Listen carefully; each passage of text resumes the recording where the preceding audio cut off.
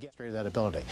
And even if he were able to get a couple of those missiles off with chemical warheads into Riyadh or Dhahran or in that area, what we know about these missiles is they are notoriously inaccurate. If one were fired at a stadium, say, it might hit within a mile of that stadium. The second thing we know about chemical warheads on these missiles is that these chemical warheads dissipate very quickly, especially in the kind of environment you have in a desert. So they're not particularly lethal weapons. And the second layer of chemical attack is the one that is most effective, the ones that Iraq has used most effectively, and that is firing chemical warheads on artillery shells. Saddam Hussein did that to great effect against the Iranians during the Iran-Iraq War. But again, U.S. forces are not within range of those artillery pieces in southern Kuwait. So the bottom line of all this, Tom, is yes, it's good to have those gas masks, and that's the real scare, but it's just a scare. It's not a real lethal threat, pinpoint targeting. And in this building, and at least at the CIA and even the Israelis, we're never totally concerned about the chemical threat. Fred Francis, thanks very much, and be briefed along the way. But ultimately, the decision rests with the Commander-in-Chief, the President of the United States. He did make the decision. We've been hearing that he made it 2 days ago. Today, he decided to launch Desert Storm. It has now been underway for about 4 hours, and we're going to go to the Oval Office momentarily to hear from the President of the United States as he speaks to the country and what has been going on tonight in the name of everyone here. And here now is the President of the United States, George Bush, addressing the nation from the Oval Office, Operation Desert Storm. Just 2 hours ago, Allied air forces began an attack on military targets in Iraq and Kuwait. These attacks continue as I speak. Ground forces are not engaged. This conflict started August 2nd when the dictator of Iraq invaded a small and helpless neighbor. Kuwait, a member of the Arab League and a member of the United Nations, was crushed. Its people brutalized. 5 months ago, Saddam Hussein started this cruel war against Kuwait. Tonight, the battle has been joined. This military action, taken in accord with United Nations resolutions and with the consent of the United States Congress, follows months of constant and virtually endless diplomatic activity on the part of the United Nations, the United States, and many, many other countries. Arab leaders sought what became known as an Arab solution, only to conclude that Saddam Hussein was unwilling to leave Kuwait. Others traveled to Baghdad in a variety of efforts to restore peace and justice.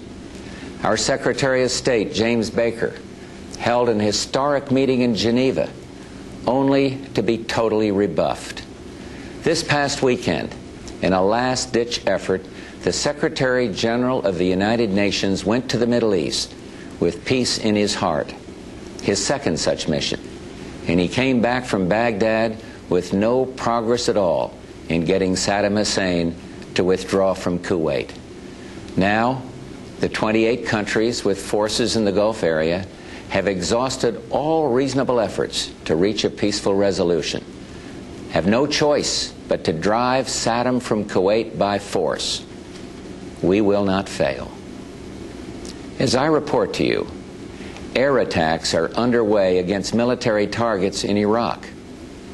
We are determined to knock out Saddam Hussein's nuclear bomb potential. We will also destroy his chemical weapons facilities. Much of Saddam's artillery and tanks will be destroyed. Our operations are designed to best protect the lives of all the coalition forces by targeting Saddam's vast military arsenal. Initial reports from General Schwarzkopf are that our operations are proceeding according to plan. Our objectives are clear. Saddam Hussein's forces will leave Kuwait. The legitimate government of Kuwait will be restored to its rightful place, and Kuwait will once again be free. Iraq will eventually comply with all relevant United Nations resolutions, and then When peace is restored, it is our hope that Iraq will live as a peaceful and cooperative member of the family of nations, thus enhancing the security and stability of the Gulf. Some may ask, why act now? Why not wait? The answer is clear. The world could wait no longer. Sanctions, though having some effect, showed no signs of accomplishing their objective. Sanctions were tried for well over 5 months, and we and our allies concluded that sanctions alone would not force Saddam from Kuwait. While the world waited, Saddam Hussein systematically raped, pillaged, and plundered a tiny nation, no threat to his own. He subjected the people of Kuwait to unspeakable atrocities, and among those maimed and murdered, innocent children. While the world waited, Saddam sought to add to the chemical weapons arsenal he now possesses an infinitely more dangerous weapon of mass destruction, a nuclear weapon. And while the world waited, while the world talked peace and withdrawal, Saddam Hussein dug in and moved massive forces into Kuwait. While the world waited, while Saddam stalled, more damage was being done to the fragile economies of the Third World, the emerging democracies of Eastern Europe, to the entire world, including to our own economy.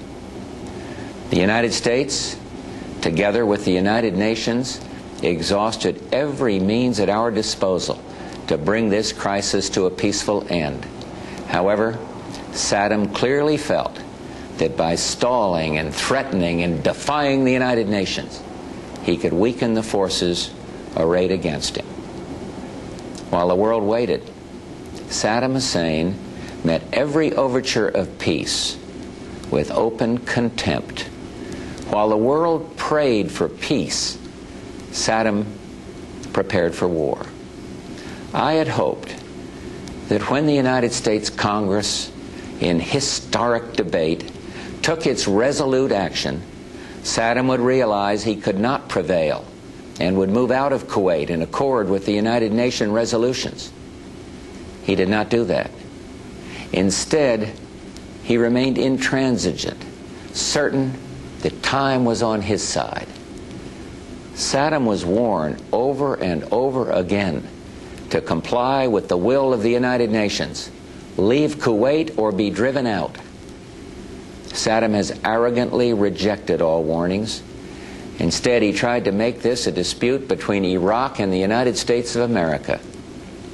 Well, he failed. Tonight, 28 nations, countries from 5 continents, Europe and Asia, Africa and the Arab League, have forces in the Gulf area standing shoulder to shoulder against Saddam Hussein. These countries had hoped the use of force could be avoided. Regrettably, we now believe that only force will make him leave. Prior to ordering our forces into battle, I instructed our military commanders to take every necessary step to prevail as quickly as possible and with the greatest degree of protection possible for American and Allied servicemen and women. I've told the American people before that this will not be another Vietnam. And I repeat this here tonight. Our troops will have the best possible support in the entire world, and they will not be asked to fight with one hand tied behind their back. I'm hopeful that this fighting will not go on for long, and that casualties will be held to an absolute minimum. This is an historic moment. We have in this past year made great progress in ending the long era of conflict and Cold War. We have before us the opportunity to forge for ourselves and for future generations a new world order, a world where the rule of law, not the law of the jungle, governs the conduct of nations. When we are successful, and we will be, we have a real chance at this new world order, an order in which a credible United Nations can use its peacekeeping role